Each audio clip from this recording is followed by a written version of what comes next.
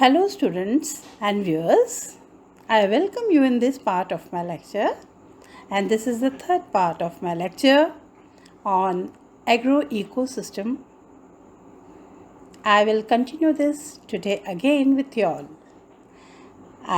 Before that I introduce myself.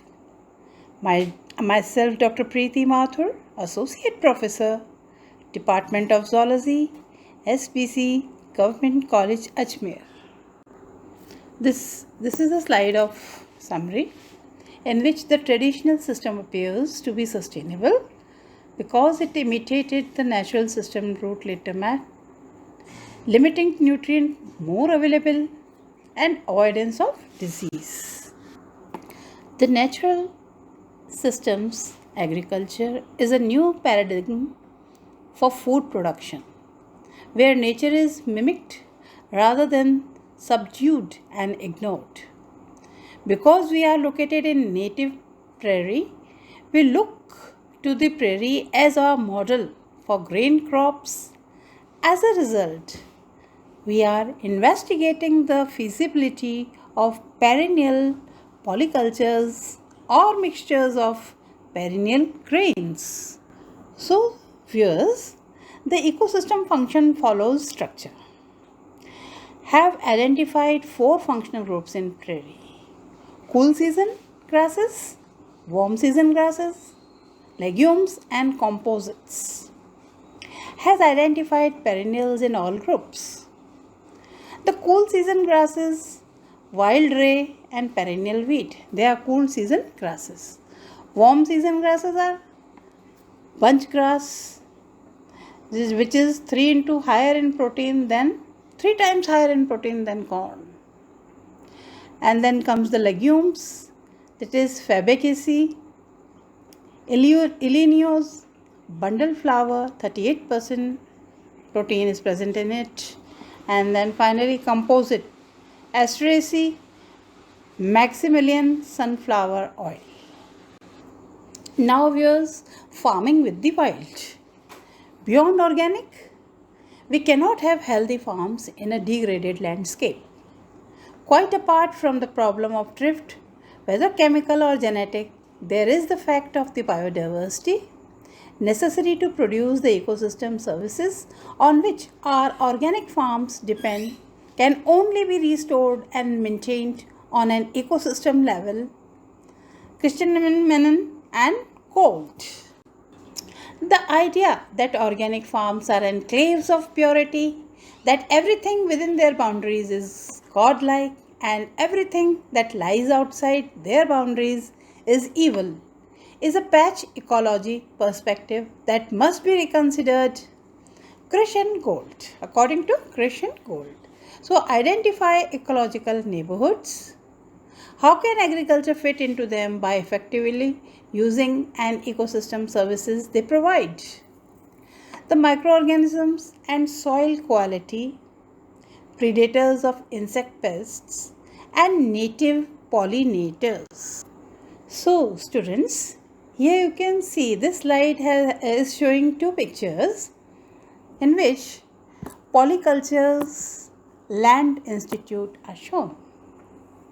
You can see these 2 pictures, and I just put a question in front of you all, that is, do perennial polycultures out-yield perennial monocultures?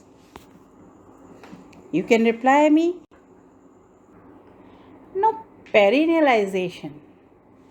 Here, according to Marty Bender and Jerry Wild, looking for sunflower moths, the first with what they did, they breed perennial characteristics into existing grains like wheat.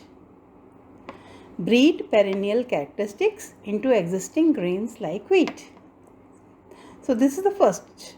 Second is breed edible grain characteristics into perennials. And thirdly, suggests genetic engineering may be a useful approach. Now students, in my last slide I took the name of genetic engineering. The genetic engineering, what is it? Genetically engineering, I'll write it in the form of capital G and E. It is the transfer of genes from one organism, that is plant, animal or microbe. This organism may be plant, animal or microbe, to another using biotechnology. Not conventional breeding, but not conventional breeding.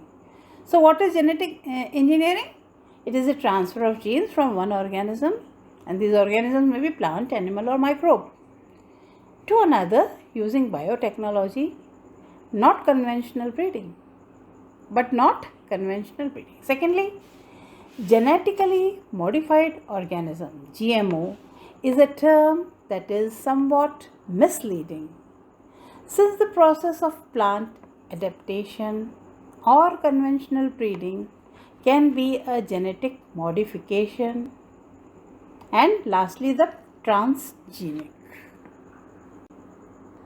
So, genetic engineering, GE, is not hybridization. Here, hybrids are conventionally bred from two inbred parents. Secondly, advantage is the F1 generation, that is the plant from the bought seed, is uniform and recessive genes are unexpressed. Issues are the seed saved is variable in quality so that it is not useful to save. Need to continually buy seed. And lastly, has supplanted open pollinated varieties. So, assembling the agro ecosystem, it is the synthetic communities of plants, animals, and microorganisms that are stable, productive, and close enough in form to the native community that the essential functions of pest resistance, soil stability, and nutrient cycling are preserved. So I end here only, finishing my third part of the lecture. Thanking you all for patiently hearing me. I am Dr. Preeti Mathur, Associate Professor, Department of Zoology, SPC, Government College, Ajmer. Thank you.